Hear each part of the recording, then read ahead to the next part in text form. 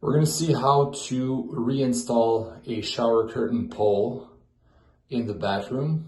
So these poles are telescopic and they stretch and they shrink, and if you twist it, it might fall from the wall and we have to reinstall them.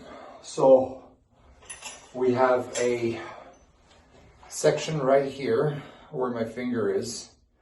That is where we have to twist to tighten the pole on each side of the wall.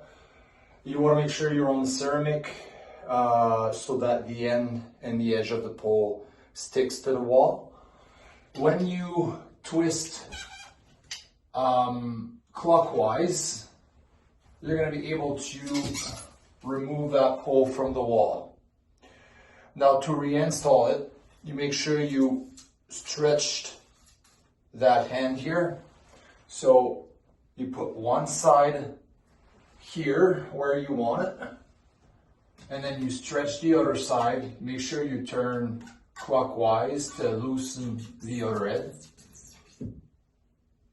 And you go touch your other side of the wall.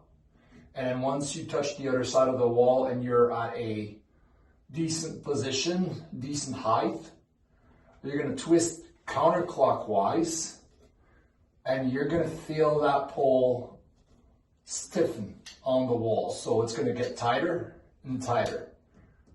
Don't twist too much because you're going to break these small ceramic tiles. And the pole is solid. I can pull on it, it's not going to move from there.